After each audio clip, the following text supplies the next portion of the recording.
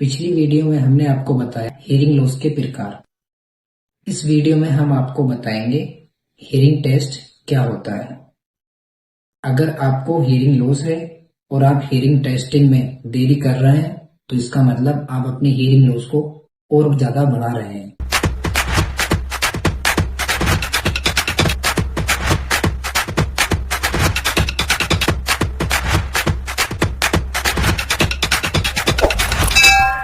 मैं Shoaib, audiologist and speech language pathologist, registered under rehabilitation counselling of India.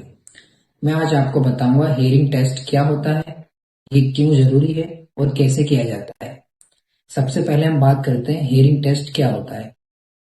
Test एक ऐसा test है जो पेनलेस होता है और सेफ होता है। इसमें किसी भी प्रकार का कोई दर्द नहीं होता है।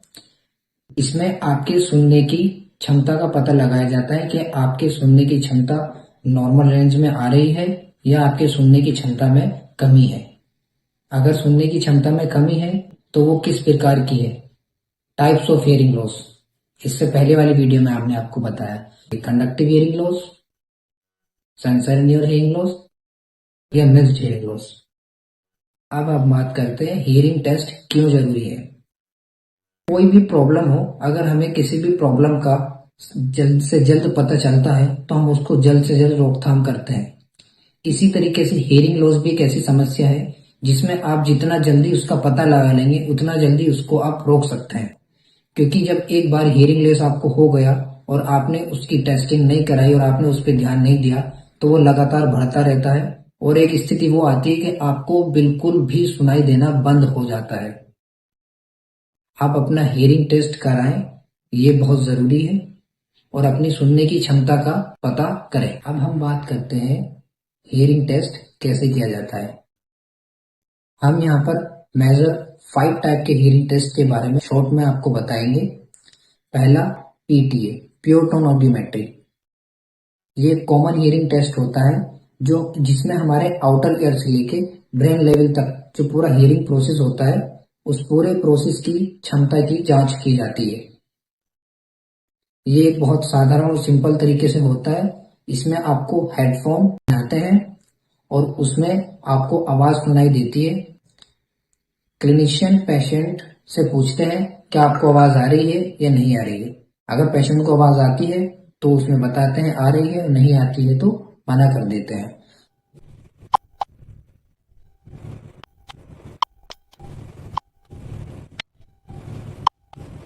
इस तरीके से आपके इसमें सुनने की क्षमता का एक ग्राफ बनके सामने आ जाता है।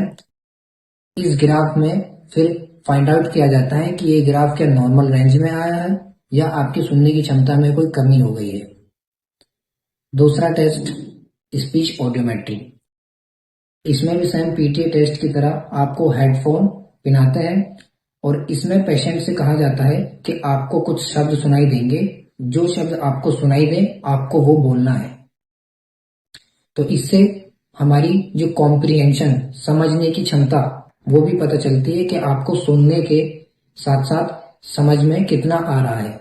क्या आपको सही से सुनाई दे रहा है, तो फिर जो शब्द हमने बोले हैं वो सही से समझ में भी आ रहे हैं या नहीं। घर बार, देख रेख, फल फूल, डाकघर। तीसरा है इम्पीडेंस टेस्टिंग।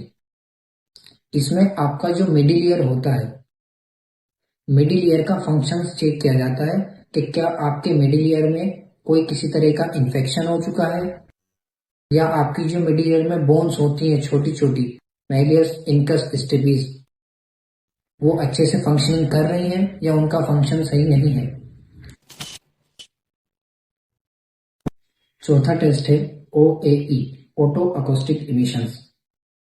इसमें जो हमारा इनर ईयर होता है, इनर ईयर के अंदर आउटर हेयर सेल्स होते हैं जो हमारे सुनने में मदद करते हैं, उसकी फंक्शनिंग का पता लगता है। ये ज्यादातर टेस्ट छोटे बच्चों में किया जाता है क्योंकि छोटे बच्चे बोल के या बता के अपने रेस्पॉन्स को नहीं कह सकते हैं, इसलिए ये एक ऑब्जेक्टिव टेस्ट होता है। इसमें कान के अंदर एक प्रोब लगाई जाती है और उस प्रोब के द्वारा साउंड कान के अंदर जाता है। आउटर हेयर सेल्स के थ्रू उस साउंड का रिप्रोडक्ट होके वापस उस मशीन में आ जाता है और वो मशीन में जो माइक्रोफोन होता है वो उसको पिकअप करके आपको बता देता है आपके आउटर एयर सेल्स अच्छे से काम कर पा रहे हैं या नहीं कर पा रहे हैं। पांचवा टेस्ट है ABR, auditory brain stem response. इसको हम बेरा भी बोलते हैं, BERA, brain stem evoked response audiometry. ये बच्चों व बड़ों सब में किया जाता है। इसमें हमारी जो सुनने वाली नस होती है, ऑडिटरी नर्व, उसका पता चलता है और ऑडिटरी नर्व से लेके ब्रेन तक जो हियरिंग का प्रोसेस होता है, हियरिंग पाथवे जो होता है, उसका पता चलता है कि क्या वहां पे फंक्शनिंग अच्छे से हो रही है या नहीं हो रही है। ये हम बच्चों में भी करते हैं और बड़ों में भी करते हैं। को भी सुनाई देने में कोई परेशानी है तो हियरिंग टेस्ट जरूर कराएं, क्योंकि हियरिंग टेस्ट में देरी सुनाई की क्षमता में कमी। ये कुछ टेस्ट थे जो कॉमनली यूज किए जाते हैं।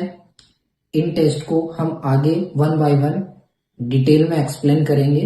अगर आपको सुनने में कोई परेशानी है या आपकी फैमिली में किसी को सुनाई देने में कोई परेशानी है तो आप दिए हुए नंबर पर कंसल्ट कर सकते हैं। और साल में या 6 महीने में आपको कोई परेशानी हो या ना हो, हियरिंग टेस्ट जरूर कराएं।